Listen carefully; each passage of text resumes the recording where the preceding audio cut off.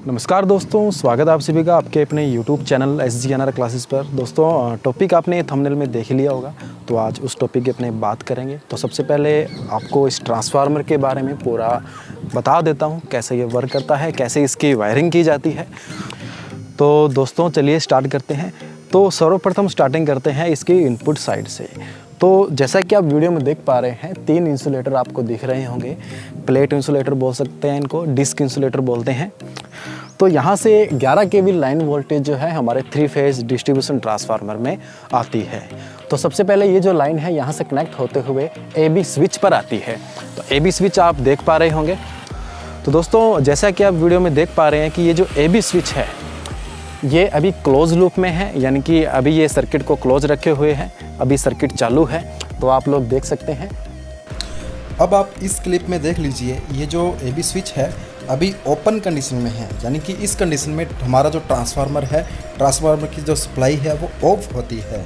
दोस्तों ये जो स्विच है ये रोटेट करता है, इसके साथ रोड से नीचे ये कनेक्ट होता है, जहाँ से हम उस लीवर को घुमा करके इसे यहाँ से रोटेट करवा सकते हैं, ताकि जब कभी ट्रांसफार्मर में फॉल्ट आए तो ट्रांसफार्मर को वहीं रिपेयर किया जा सके। तो दोस्तों अब आप AB स्विच की आउटपुट को देखिए। AB स्विच से जो आउटपुट वायर निकल रही है वो जाती है सेकंड चैनल पे। दोस्तों इनको चैनल बोलते हैं, जहाँ पर ये इंसुलेटर लगे होते हैं इन्हें चैनल बोला जाता है। फर्स्ट चैनल, सेकंड चैनल, इस तरह से ये इसका चैनल होता है।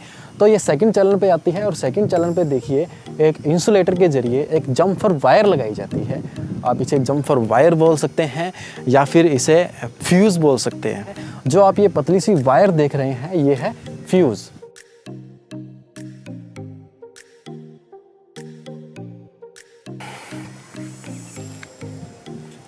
दोस्तों टॉपिक यही था, आप सभी को पता है कि ये जो वायर है ये फ्यूज है और इसी वायर से पूरे एरिया का लोड चलता है।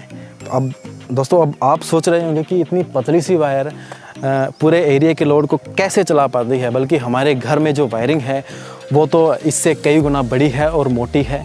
ये तो 1 mm भी नहीं है, फिर भी इस वायर से पूरे एरिया का लोड कैसे चल पाता है। तो चलिए बात करते हैं। तो दोस्तों ये जो ट्रांसफार्मर है स्टेप डाउन ट्रांसफार्मर है। वोल्टेज के आधार पर ट्रांसफार्मर जो है वो 2 प्रकार के ही होते हैं, स्टेप अप और स्टेप डाउन। और ये जो डिस्ट्रीब्यूशन ट्रांसफार्मर है स्टेप डाउन ट्रांसफार्मर है। अब देखिए दोस्तों, ट्रांसफार्मर का कार्य होता है वोल्टेज को बढ़ाना या फिर घटाना, और ये जो है स्टेप डाउन ट्रांसफार्मर है वोल्टेज को घटाता है, कम करता है। अब देखिए दोस्तों, जब ट्रांसफार्मर वोल्टेज को घटाता या बढ़ाता है उस टाइम पे करंट ऑटोमेटिकली चेंज हो जाती है। वो ट्रांसफार्मर का काम क्या है, वोल्टेज को घटाना या फिर बढ़ाना, परंतु उस टाइम में जो करंट है, जो एम्पियर है, वो ऑटोमेटिकली चेंज हो जाते हैं। अब देखिए दोस्तों, ये जो ट्रांसफार्मर है 11 kV लाइन वोल्टेज पर काम करता है और 11 kV लाइन वोल्टेज से ये हमें देता है 220 वोल्टेज हमारे घरों के लिए, जो कि सिंगल फेज में यूज़ की जाती है। तो अगर ये ट्रांसफार्मर वोल्टेज को घटा रहा है तो सीधी सी बात है भी कि करंट को ये बढ़ा रहा है, क्योंकि दोस्तों ट्रांसफार्मर जब वोल्टेज को घटाता है तो उसके साथ साथ करंट को उसी अनुपात में बढ़ा देता है। तो जब ये वोल्टेज को घटाता है तो करंट जो है वो सेकेंडरी साइड में बढ़ जाता है, परंतु जो प्राइमरी साइड में जो करंट है वो इससे कई गुना कम होता है। तो अब आप लोग समझ पा रहे होंगे कि यहाँ पर इतनी पतली तार का यूज़ क्यों किया जाता है, क्योंकि प्राइमरी साइड का जो करंट है सेकेंडरी साइड से बहुत ज़्यादा कम होता है। जितनी सेकेंडरी साइड में वोल्टेज कम होती है उतना ही कम प्राइमरी साइड में करंट होता है, या फिर मैं ये कहूँ कि जितनी ज़्यादा वोल्टेज जहाँ होगी उतना कम करंट होगा।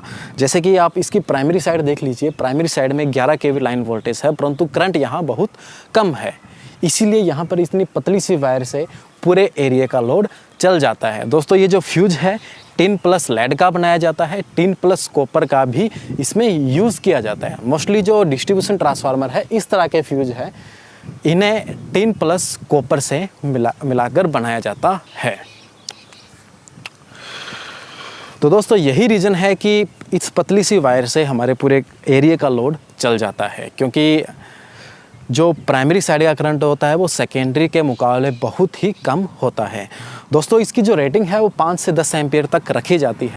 दोस्तों इस फ्यूज़ की जो रेटिंग है 5 से 10 एम्पियर तक रखी जाती है। नॉर्मली जितने भी डिस्ट्रीब्यूशन ट्रांसफार्मर है, चाहे वो 50 केवीए का हो, 100 केवीए का हो, तो 50 से 100 केवीए तक के ट्रांसफार्मर में 5 से 10 एम्पियर तक के फ्यूज़ का इस्तेमाल किया जाता है। उसके बाद में जितने भी बड़े ट्रांसफार्मर है उनमें जो फ्यूज़ का चयन है वो उनके केवीए के आधार पर किया जाता है। तो उम्मीद करता हूँ आपको ये टॉपिक अच्छे से समझ में आया होगा, आपकी बहुत सी कन्फ्यूज़न दूर हुई होगी। तो अगर आपको ये वीडियो अच्छी लगी हो तो आप हमारे चैनल को सब्सक्राइब कर लीजिए, क्योंकि मैं इस चैनल पर ऐसी ही इंटरेस्टिंग प्रैक्टिकल वीडियोज़ लेकर के आता हूँ। तो चलिए दोस्तों, अगली वीडियो में मिलेंगे इसी तरह की प्रैक्टिकल वीडियो में। तो मिलते हैं नेक्स्ट वीडियो में। धन्यवाद।